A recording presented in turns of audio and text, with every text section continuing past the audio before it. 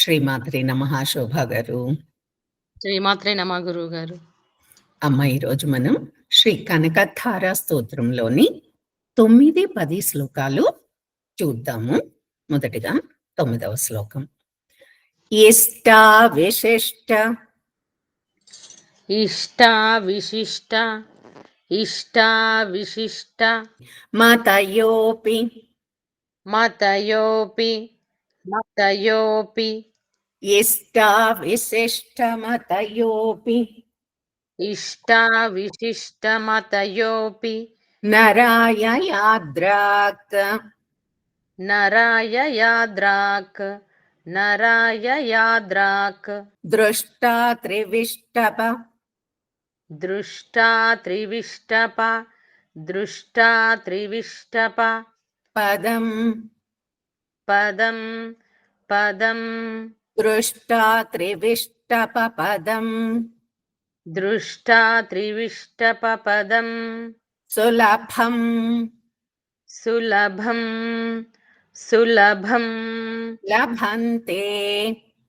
లభంతే లభంతే సులభం లభంతే సులభం లభంతే దృష్టిః ప్రహృష్ట దృష్టిః ప్రహృష్ట దృష్టిః ప్రహృష్ట కమలోదర కమలోదర కమలోదర దీప్తిరిష్టాం దీప్తిరిష్టాం దీప్తిరిష్టాం కమలోదర దీప్తిరిష్టాం కమలోదర దీప్తిరిష్టాం పుష్టిం కృషీష్ట పుష్టిం కృషీష్ట పుష్టిం కృషీష్ట మమ పుష్కర మమ పుష్కర మమ పుష్కర పుష్టిం కృషీష్ట మమ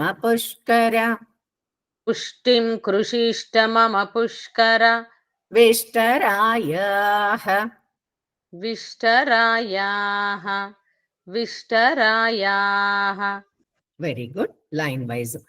ఇష్టా విశిష్టమతయోపి నరాయ యాద్రాక్ ఇష్టా విశిష్టమతయోపి నరాయ యాద్రాక్ దృష్టా త్రివిష్టప పదం సులభం లభంతే దృష్టా త్రివిష్టప పదం సులభం లభంతే దృష్టిః ప్రహృష్ట కమలోదర దీప్తిరిష్టాం దృష్టిః ప్రహృష్ట కమలోదర దీప్తిరిష్టాం పుష్టిం కృషీష్ట మమ పుష్కర విష్టరాయాః పుష్టిం కృషీష్ట మమ పుష్కర విష్టరాయాః. Very good. పూర్తి శ్లోకం అందరం కలిపి.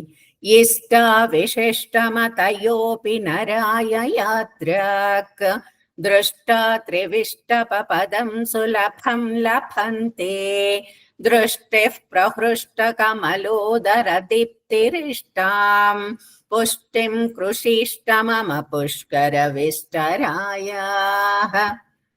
10వ శ్లోకం.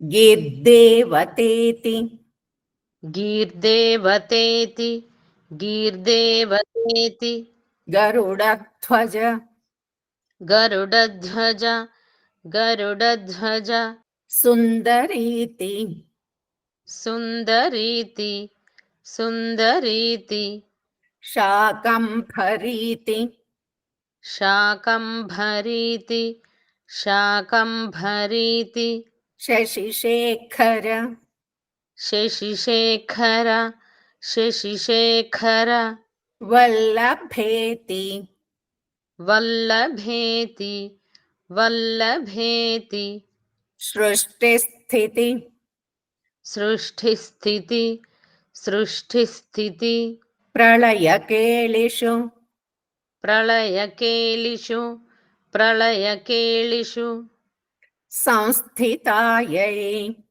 సంస్థితాయై సంస్థితాయై తస్యై తస్యై తస్యై నమః నమః నమః త్రిభువనైక త్రిభువనైక త్రిభువనైక తస్యై నమః త్రిభువనైక తస్యై నమః త్రిభువనైక గురోస్తరుణ్యై గురోస్తరుణ్యై గురోస్తరుణ్యై వెరీ గుడ్ లైన్ వైజ్ గీర్దేవతేతి గరుడధ్వజ సుందరీతే గీర్దేవతేతి గరుడధ్వజ సుందరీతి శాకంభరీతి శశిశేఖరవల్లభేతి శాకంభరీతి శశిశేఖరవల్లభేతి